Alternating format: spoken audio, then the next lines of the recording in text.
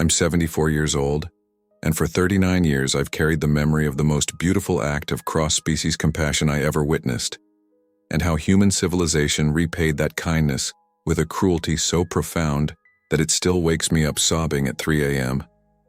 Before this liver cancer takes what little time I have left, I need someone to know about Elena Vasquez, about the October morning in 1985 when a starving young mother carried her dying baby into a Bigfoot community seeking help that no human agency could provide, and about the miracle of maternal love that transcended every boundary science claims exists between species.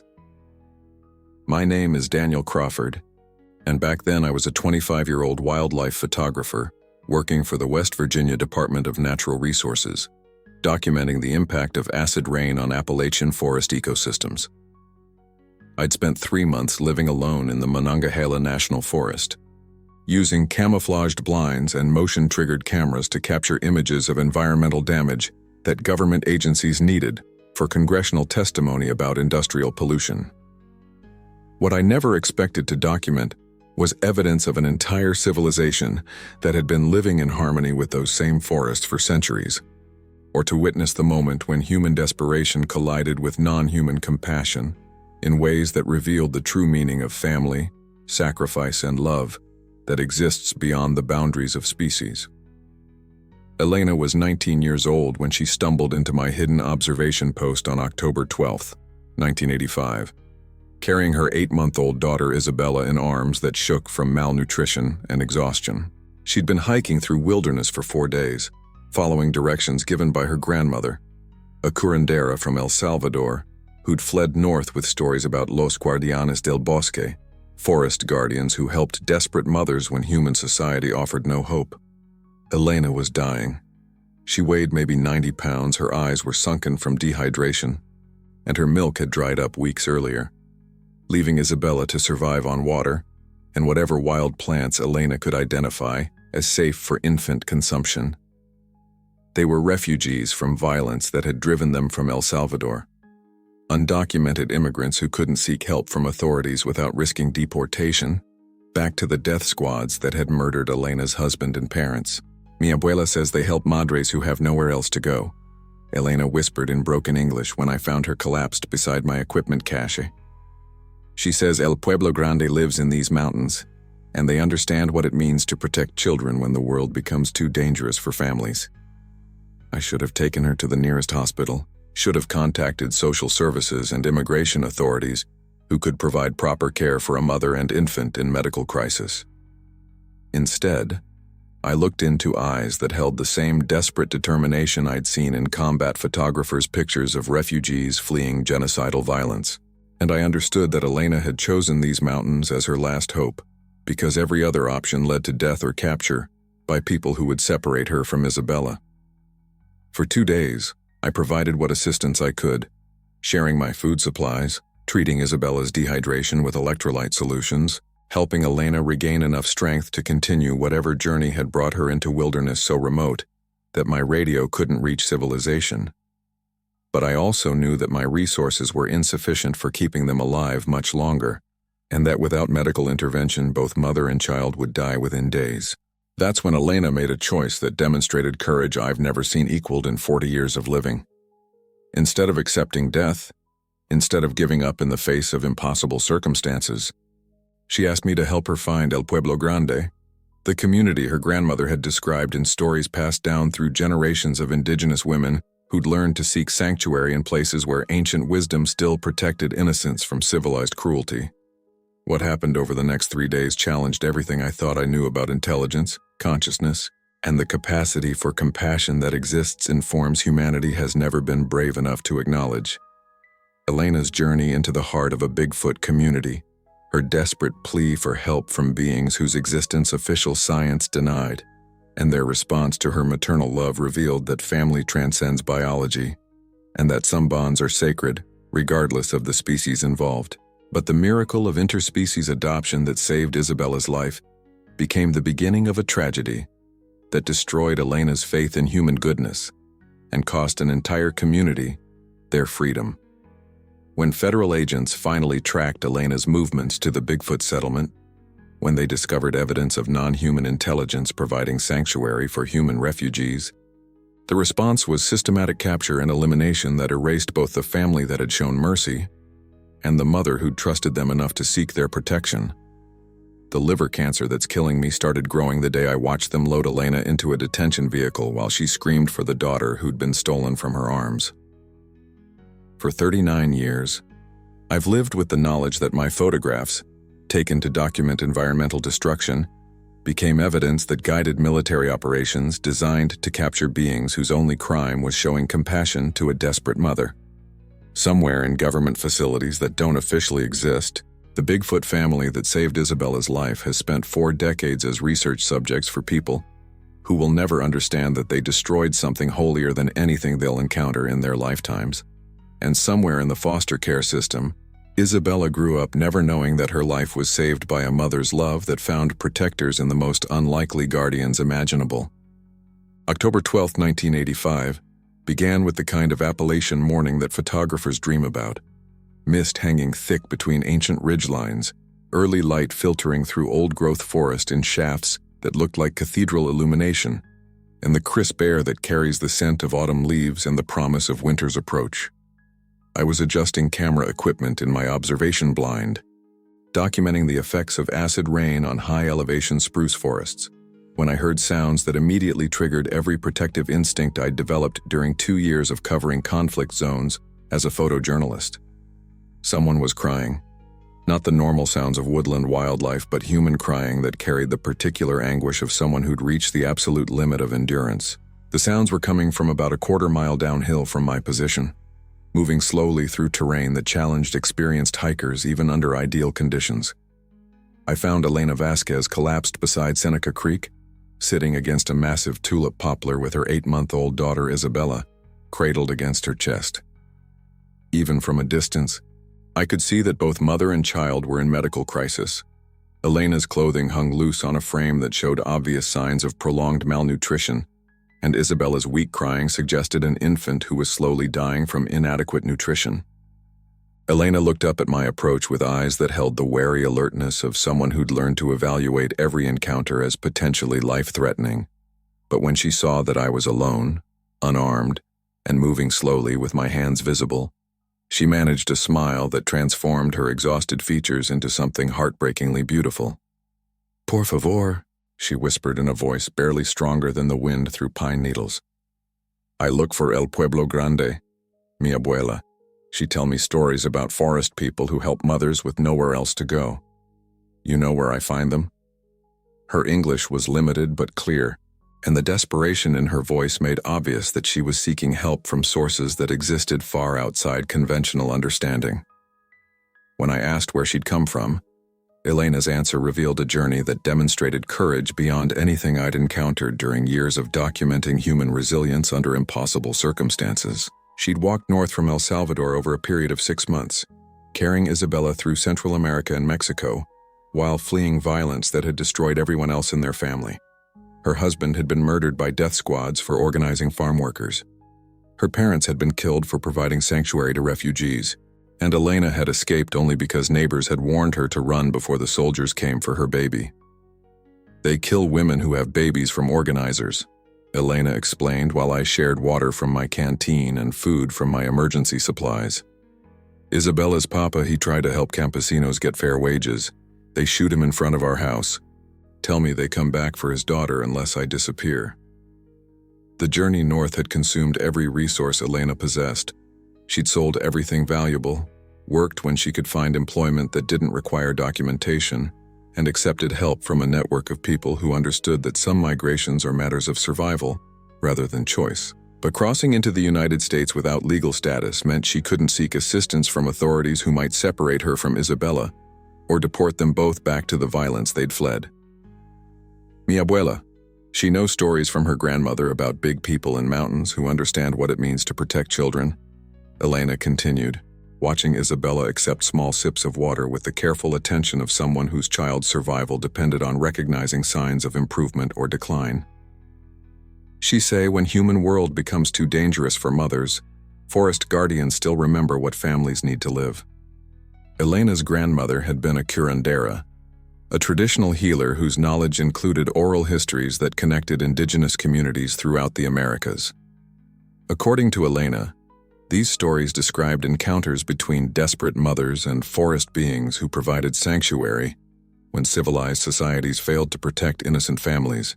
The stories were specific enough to include geographical landmarks, behavioral descriptions, and protocols for requesting assistance from intelligences that typically avoided human contact. Abuelas say they live in oldest forests, where trees remember time before machines. Elena explained, gesturing toward the ancient growth that surrounded us. She say they know difference between people who come to hurt and people who come because they have no other place for their babies to be safe. I spent 2 hours learning about Elena's journey while providing what medical assistance my wilderness first aid training allowed. Isabella was severely malnourished but responsive to oral rehydration therapy, and Elena's condition improved dramatically once she had access to adequate nutrition and clean water. But both mother and child needed medical intervention that I couldn't provide, and Elena's undocumented status made conventional help problematic. That's when Elena asked me to help her locate the community her grandmother had described. She'd been following geographical markers mentioned in oral histories, specific rock formations, water sources, and forest characteristics that supposedly indicated Bigfoot territory. According to family stories, mothers in desperate circumstances could find sanctuary by demonstrating respect for forest protocols and clearly indicating that they sought protection rather than contact for exploitive purposes. I won't hurt them or take pictures or make stories for newspapers, Elena clarified when she understood that I was a photographer documenting wilderness areas. I just want Isabella to live, and everywhere else we go, people say we know supposed to be there. Maybe forest people understand that babies belong with mothers, no matter where mothers come from. The sincerity in her voice, combined with the obvious love she demonstrated for Isabella, convinced me that Elena's quest wasn't based on fantasy, but on cultural knowledge that might connect her to realities I'd never encountered during my wilderness photography work. Elena's search for El Pueblo Grande required 3 days of careful movement through terrain that seemed designed to test the determination of anyone seeking the legendary community her grandmother had described. I guided her through forest areas where my motion-triggered cameras had occasionally captured images of large, bipedal figures moving with intelligence and purpose that challenged conventional explanations of Appalachian wildlife. The breakthrough came on October 15th when we discovered clear evidence that Elena's grandmother's stories were based on accurate knowledge rather than folklore. Following game trails that showed maintenance beyond anything natural animal movement could explain, we found areas where someone had been systematically managing forest resources, selective harvesting of edible plants, careful pruning of fruit-bearing trees, and water sources that had been improved with engineering that suggested both intelligence and environmental sensitivity. This is what Abuela described, Elena whispered as we examined stone arrangements that clearly served as territorial markers and communication devices. She say they make signs that tell other forest people about water, food, safe places for families with children. The signs were sophisticated examples of information management that demonstrated abstract thinking and cultural continuity spanning generations. Rock cairns indicated direction and distance to resources, carved symbols provided warnings about seasonal dangers, and maintained trails connected a network of sites that supported community life in ways that required coordination and long-term planning. But more important than evidence of intelligence was proof of the compassionate values Elena's grandmother had described. We found caches of preserved foods positioned near water sources where lost hikers might desperately need sustenance, emergency shelters constructed in areas where weather could become life-threatening, and medicinal plants cultivated in quantities that suggested preparation for treating injuries and illnesses affecting people who might seek help. "They ready to help people who need help," Elena observed, examining dried foods that had been stored in waterproof containers designed to remain accessible during emergencies. This no coincidence. They plan to share with families who have nowhere else to go. On our third day of following trail markers deeper into old-growth forest, we encountered direct evidence that the community Elena sought was aware of our presence and was evaluating our intentions. Fresh footprints appeared overnight around our camping areas, massive impressions that belonged to bipedal beings who'd approached close enough to study our behavior without revealing themselves. The footprints told a story of careful observation and gradual acceptance. Initially, they maintained distance that suggested caution about our motives, but as Elena continued demonstrating peaceful intentions and obvious maternal desperation, they began appearing closer to our position. By the third morning, we found clear evidence that multiple individuals had approached our camp during the night, close enough to examine our supplies and assess the health status of both mother and child. The first direct contact happened when Isabella's condition deteriorated beyond Elena's ability to manage with available resources. The baby had developed a fever that wouldn't respond to cooling techniques, and Elena's own malnutrition had progressed to the point where she could barely maintain consciousness long enough to provide basic care. "Please," Elena called into the forest, her voice carrying the desperation of someone who understood she'd reached the limits of human endurance. "Mi abuela say you understand what mothers need. Isabella is dying and I know how to save her. If you help families, please show me what to do." The response came within hours. Following sounds of someone moving through the forest with obvious intent to be heard, Elena and I discovered a cache of items that demonstrated both medical knowledge and understanding of infant care that surpassed anything available in wilderness first aid manuals. Medicinal plants prepared as teas for reducing fever, nutritious foods processed specifically for babies transitioning to solid diet, and water from sources that had been specially purified using techniques unknown to modern medicine. But the most remarkable discovery was evidence that someone with detailed knowledge of human physiology had assessed Isabella's condition and prepared treatments specifically calculated for her weight, age, and nutritional deficiencies. The medicines weren't generic remedies but personalized healthcare that could only have been developed through careful observation and sophisticated understanding of pediatric medicine. "They watch us," Elena realized, as Isabella's fever broke and her appetite returned after consuming the specially prepared foods. "They know how sick Isabella is, and they make medicine just for her. This not accident. This is doctors who understand babies." Over the following days, the invisible caregivers continued providing support that revealed remarkable knowledge of both human physiology and family psychology. Elena received foods that addressed her specific nutritional deficiencies. Isabella received medicine that treated digestive problems she'd developed during their journey north, and both mother and child received care that demonstrated understanding of trauma and its effects on emotional development. Most importantly, Elena began receiving clear signals that her request for sanctuary was being considered favorably by a community that had the resources and compassion to provide long-term protection for refugees who couldn't seek help through conventional channels. "They're going to help us," Elena told me on our 5th day in the forest, her confidence growing as evidence accumulated that her grandmother's stories had guided her to exactly the sanctuary she'd sought. "I feel them watching, but not like people who want to hurt, like family who want to be sure Isabella going to be safe before they show themselves." The formal invitation came on October 17th, delivered through communication methods that demonstrated both respect for Elena's autonomy and understanding that integration into their community would require choices that would permanently separate her from human civilization. But what neither Elena nor I understood was that our presence in Bigfoot territory had already attracted attention from federal agencies that monitored wilderness areas for exactly the kind of anomalous activity that might indicate cryptid contact. Our rescue by forest guardians was being observed by people who would see Elena's sanctuary as an opportunity to locate and capture beings whose existence challenged official understanding of North American wildlife. The formal invitation to join the Bigfoot community came through a ritual that demonstrated sophisticated understanding of human psychology and the profound life changes that Elena would face if she chose to accept sanctuary with beings whose existence required absolute secrecy from human civilization.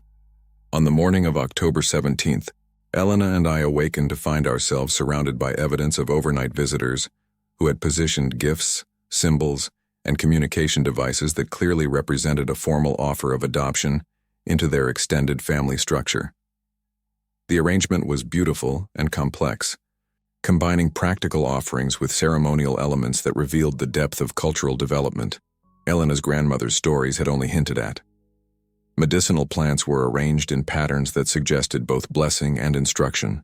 Prepared foods were positioned to indicate specific dietary protocols for nursing mothers and developing infants, and carved symbols provided detailed information about community rules and expectations for new members.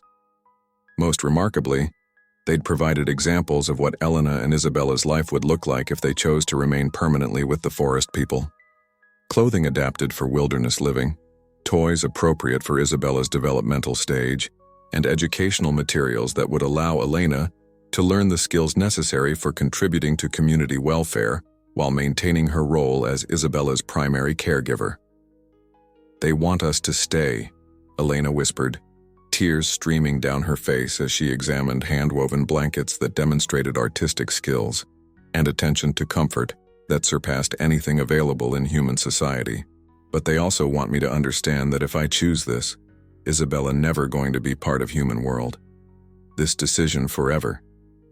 The choice Elena faced was simultaneously the answer to her prayers and the most difficult decision any mother could confront. Accepting sanctuary meant Isabella would grow up in a community that would love and protect her unconditionally, but she would never attend human schools, never form friendships with human children, never have the opportunity to choose her own relationship with the civilization Elena had fled. But Elena's alternative was continuing to run with a sick baby through a world that offered no legal protection, no medical care, and no hope for stable family life. Human society had demonstrated repeatedly that Elena and Isabella's survival was less important than immigration policies and documentation requirements that valued bureaucratic convenience over preserving innocent lives. "I think about what kind of world I want Isabella to grow up in," Elena explained while studying the community's offerings and trying to evaluate options that each carried permanent consequences. Human world? Maybe she live longer, but she always be afraid that people come to take her away from her mama. Forest people world? Maybe she never see cities or schools, but she never be afraid that her family going to be destroyed by people who think paper's more important than love. While Elena wrestled with the most profound decision of her life, I became increasingly aware that our prolonged presence in Bigfoot territory was attracting attention from sources that posed existential threats to both Elena's sanctuary and the community that was offering her protection. Helicopter flights over our area had increased, and I'd found evidence of systematic ground surveillance by teams with professional tracking equipment. The surveillance wasn't routine wildlife monitoring or standard Forest Service activity. The equipment I discovered, motion sensors, audio recording devices, and communication systems, suggested military-level operations designed to detect and monitor unusual activity in areas where classified research priorities intersected with national security concerns.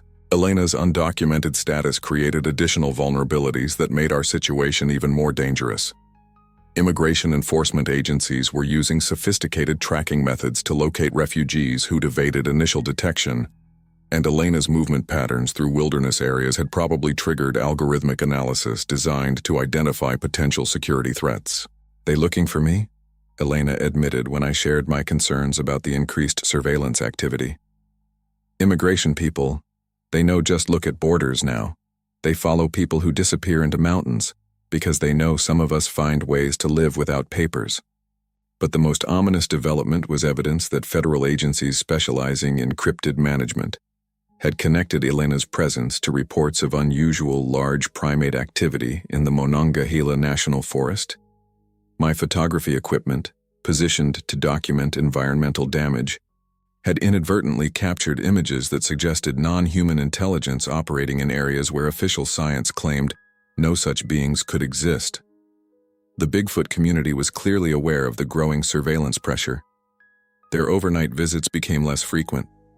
Their gifts included items that suggested preparation for emergency relocation, and their communication symbols began emphasizing the importance of making decisions quickly before external threats made sanctuary impossible.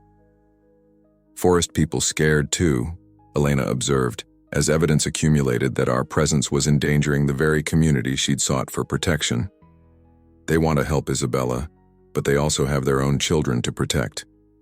If I stay, maybe I bring danger to families who just want to live in peace."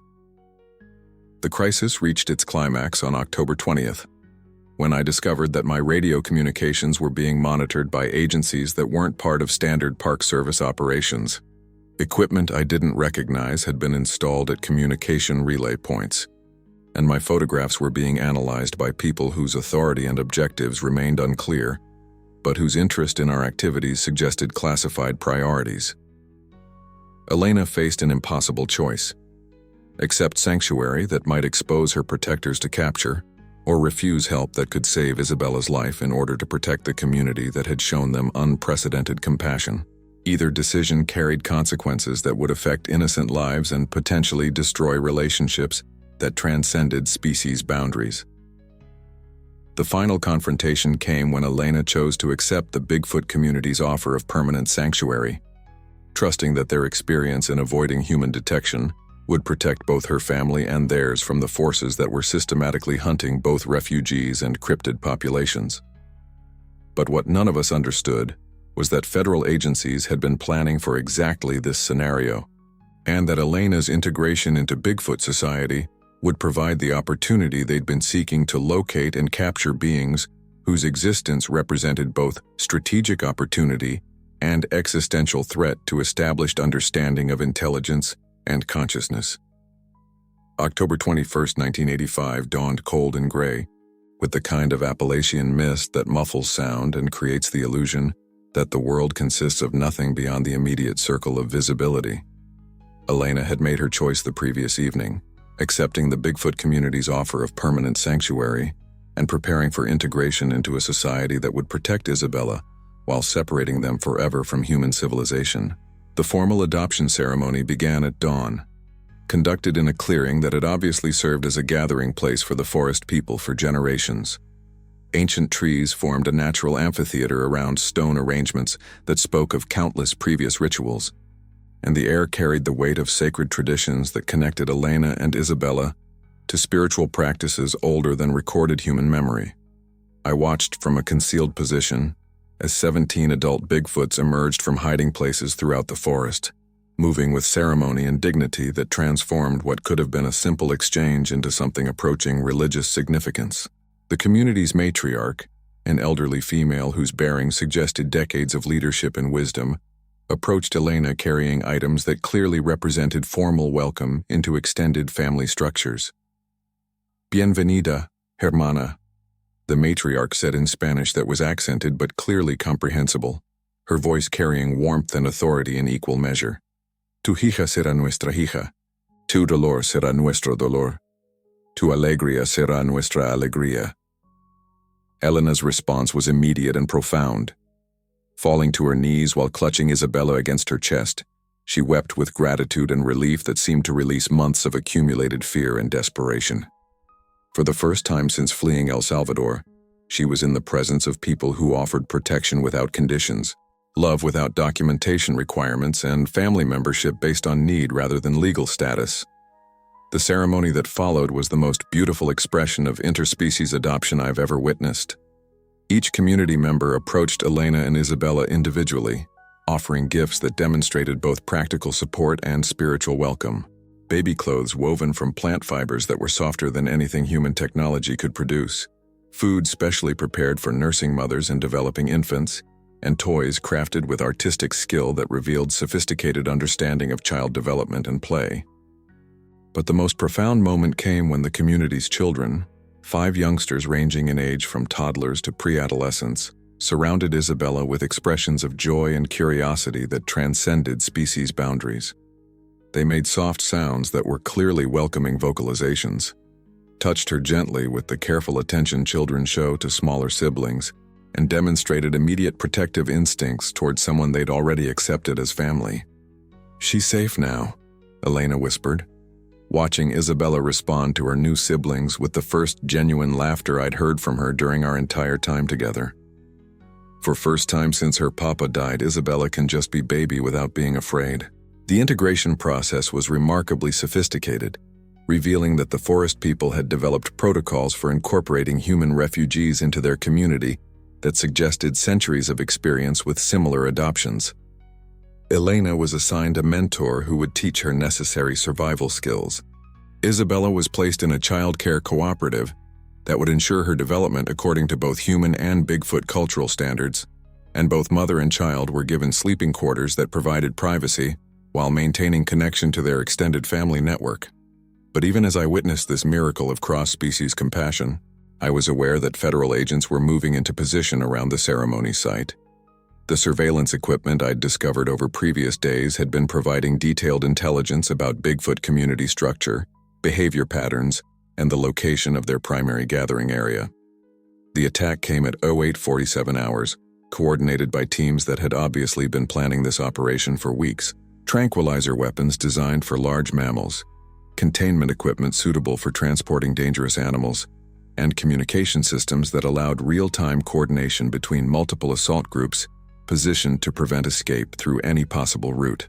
Elena's scream as agents emerged from concealed positions around the clearing was the most heartbreaking sound I've ever heard.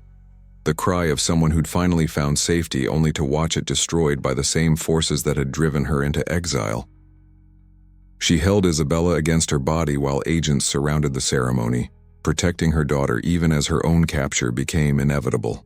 But the most heroic response came from the Bigfoot community members, who positioned themselves between the armed agents and Elena, despite knowing that resistance would probably cost them their freedom or lives.